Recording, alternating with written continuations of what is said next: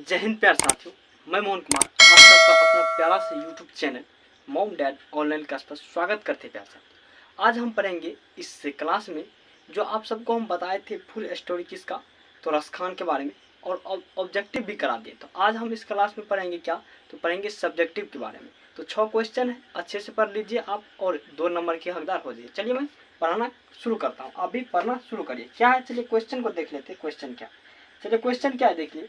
Question पहला ये रस खान के बारे में। अब देखिए रस खान जो आप पढ़े उसके स्टोरी के बारे में, आप स्टोरी पढ़े होंगे तो आपको क्वेश्चन बनाने में कोई दिक्कत। पहला क्वेश्चन चलिए पढ़ते हैं। देखिए क्वेश्चन बहुत वीवीआई है, पहला क्वेश्चन को वीवीआई आप मान लेंगे। तो ये कह रहा है कि कवि ने माली मालिन किन्हें और क्यों कहा है। देखिए प्यार साथियों, ये क्वेश्चन बहुत वीवीआई है। अब क्या करे कि करे कवि ने माली और मालिन किसे कहा। तो देखिए माली और मालिन कवि ने किसको कहा है, हम स्टोरी में बताए होंगे कि राधा और कृष्ण को कहा है। अब क्यों कहा है, चलिए क्वेश्चन को पढ़ते हैं।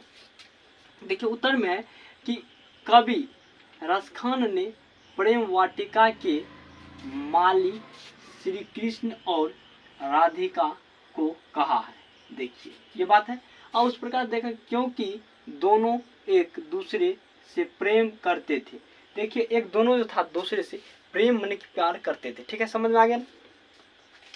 जैसे देखिए समझ, जैसे माली माली फूल के बगीचे को सींचते हैं तो फूल खिलते हैं। देखिए अगर फूल, देखिए फुलवारी में अगर फूल को सींचता है माली और माली, जो जिसको देहात में मलिबा बोलते हैं, वह क्या करता है जब फूल को सींचता है तब फूल अच्छा खिलता है। सही बात है ना, अच्छा खिलता है। उसी प्रकार देखिए उससे तुलना करके क्या बताया कि उसी प्रकार भगवान श्री कृष्ण और राधिका प्रेम रूपी वाटिका को सींचकर प्रेम को पुष्ट या खिलाना या विकसित कराना चाहते थे।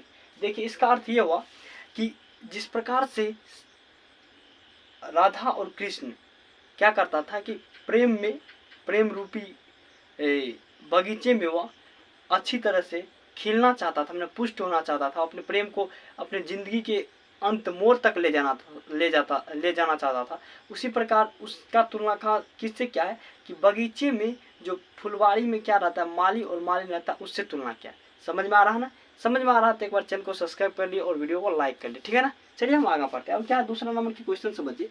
दूसरा नंबर की क्वेश्चन क्या है कि द्वितीय दोहे का काव्य सौंदर्य स्पष्ट करे। कहा कि द्वितीय दोहे की काव्य को क्या करे कि सौंदर्य करे, मैंने स्पष्ट करे। ये आप अगर फुल स्टोरी पढ़े होंगे तो आपको दिक्कत नहीं होगा, आप खुद बता देंगे। चलिए हम पढ़ते हैं। क्वेश्चन क्या है, उत्तर में लिखा गया है कि द्वितीय दोहे सवैया में लिखा गया है।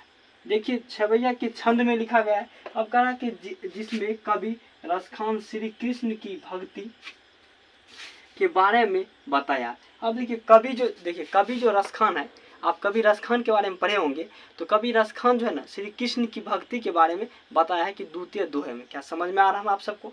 अब उसी प्रकार से कहा है कि क्वेश्चन में कहा है कि और इस दोहे से किसी व्यक्ति को प्रेम की ओर आकर्षित करता है।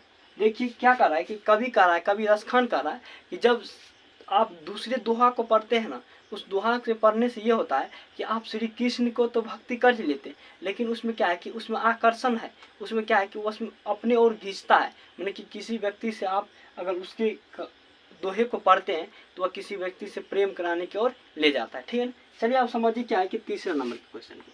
लेकिन तीसरे नंबर के क्वेश्चन को आप जानने से पहले मेरे चैनल को सब्सक्राइब कर लीजिए और दोस्तों में शेयर कर दीजिए। ठीक है, चलिए इसी तरह मस्ती से पढ़ते रहिए और मुस्कुराते रहिए आप सब।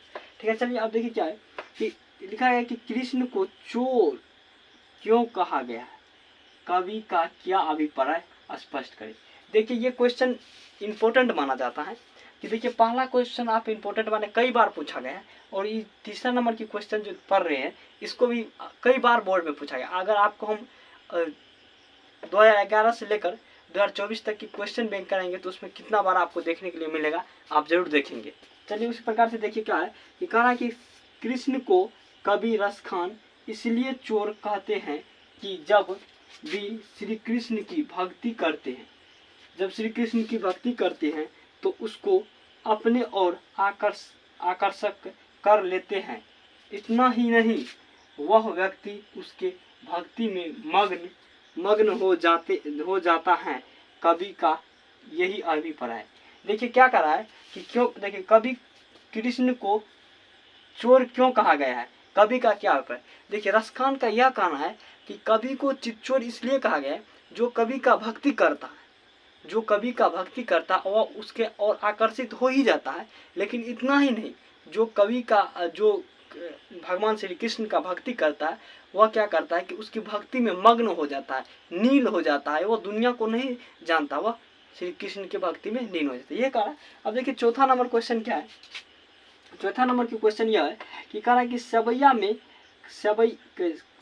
में कवि की कैसी आकांक्षा प्रकट होती है भावार्थ बताते हुए स्पष्ट करें। तो चलिए अभी देखिए ये क्वेश्चन अभी लिखा हुआ नहीं है, तो आप सबको हम क्या करते हैं कि लिख कर बताते हैं। तो चलिए उस तब तक में क्या करिए, आप सब चैनल को सब्सक्राइब कर लीजिए, ठीक है ना। कि लिखा है कि द्वितीय दोहा में कवि ने सवैये का प्रयोग किया है। मतलब द्वितीय दोहे में कवि ने सवैया का प्रयोग किया है। और उसके बाद कह रहा है कि जिसमें कवि रसखान ने आकांक्षा व्यक्त किया है कि अगर श्री कृष्ण की भक्ति के लिए मुझे करोड़ों स्वर्ग सुख को त्यागना पड़े तो त्याग सकते हैं। अब इस बात को क्या समझते हैं आप, क्या कह रहा है कि कवि रसखान कह रहा है, कवि रसखान क्या कर रहा है, कवि रसखान ये बात कर रहा है, कवि रसखान क्या कर रहा है, कवि रसखान ये बात कर रहा है कि कह रहा है कि जब रसखान आकांक्षा मतलब क्या हुआ कि कह रहा है कि जब हमें कृष्ण की भक्ति के लिए करोड़ों स्वर्ग माने कि करोड़ों स्वर्ग सुख को त्यागना पड़ेगा तो हम त्याग सकते, ये बात कर रहा है। अब देखिए क्या है व्याख्या में, देखिए पहला नंबर व्याख्या में क्या है, व्याख्या में 2 क्वेश्चन है। इस क्वेश्चन को हम बोर्ड पर क्यों नहीं लिखा, क्योंकि हम आप सबको स्टोरी में बताएं, पर यहाँ पर भी बता देंगे। क्या करते हैं हम किताब देखकर और आपको क्वेश्चन पढ़ देते हैं, आपको लिए क्या होगा कि आसान होगा। चलिए क्या है कि देखिए व्याख्या कर कि मन पावन चित्त चोर पलक और नहीं करी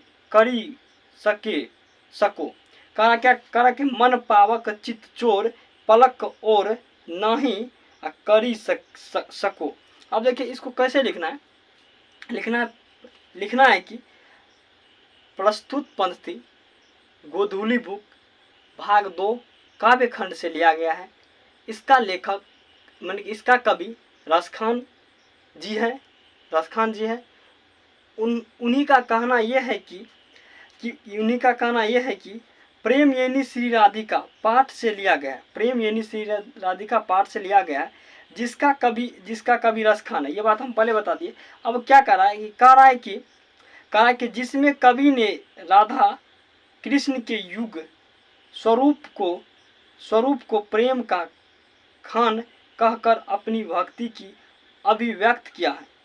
इस पंथी में रसखान ने भगवान श्री कृष्ण को मन पावन करने वाले तथा चित्त चुराने वाले कहते हुए कहा है कि एक क्षण के लिए भी मैं उससे अपने को अलग नहीं कर सकता। इस बात को समझिए क्या है, इस कहानी का अर्थ क्या है कि मन पावन, क्या कह रहा है कि मन पावन चित्त चोर पलक और ना ही करी सको। इसका अर्थ क्या है, कह रहा है कि क्या कह रहा है, कवि कह रहा है कि जब कह रहा है कि जिसमें कवि ने रसखान कृष्ण के युग में मैंने कह रहा है, कवि क्या कह रहा है कि मैंने कह रहा है कि जब कृष्ण कह रहा है कि हम राधा के बिना एक पल नहीं रह सकते। इसका अर्थ इतना है, समझिए ना, आप इसको अपने डिटेल से अपने भाषा में लिख सकते हैं, बहुत लंबा चौड़ा में क्या है। अब देखिए दूसरा क्या है, दूसरा समझिए, कह रहा है कि रसखानी कबो इन आखिन सो बरज के बन बाग तराद निहारो। अब देखिए इसको आप लिख सकते हैं कि प्रस्तुत पंक्ति हमारे पाठ्य पुस्तक गोधूली भाग 2 काव्य खंड से लिया गया है। अब इसमें समझिए और पाठ देखिए, अब क्या कहे, करीन के कुंजक ऊपर वाले पाठ से लिया गया। देखिए वह कह रहे वह श्री राधिका श्री प्रेम यानी श्री राधिका से लिया गया, या करीन के कुंजक ऊपर वाले से लिया गया। इसका अर्थ क्या हुआ है, कह रहा है कि जो रसखान की रचना है इन सवैये में कवि भगवान श्री कृष्ण की भक्ति और दर्शन प्राप्त करने के लिए अपना स्वर निछावर करने को भी तैयार हैं। इस आकांक्षा में कहते हैं कि आपका भक्ति रसखान आपके दर्शन हेतु कब से बहुत दिनों से ब्रज के वन और बाग और त्राग को और अपनी आँखों से लगा रहे हैं। मैंने इसका अर्थ ये हुआ करीम के कुंजक ऊपर वाले से जो लिया गया, इसमें कह रहा है कि जब रसखान कह रहा है कि श्री कृष्ण के भक्ति के लिए हमें करोड़ों स्वर्ग और सुख को छोड़ना पड़ेगा तो हम छोड़ देंगे, लेकिन श्री कृष्ण के भक्ति के में हम नील हो जाएंगे, उसमें क्या होंगे, मिल जाएंगे, ये कह रहा है। तो मैं उम्मीद करता हूँ, आप सबसे आशा करता हूँ कि ज़रूर आप सबको ये सब्जेक्टिव पूरे अच्छी तरीके से क्लियर हो गया होगा। तो आज की क्लास को यहीं पर समाप्त करते हैं। तो आप सब कैसे हैं ज़रूर कमेंट करेंगे, और आपको क्लास किस प्रकार से लगा कमेंट कर दीजिएगा। तो चलिए हम जाते हैं, आप सब हमें अपने दिलों में याद रखेंगे, हम आप सबको दुआओं में याद रखेंगे। जय हिंद प्यारे साथियों।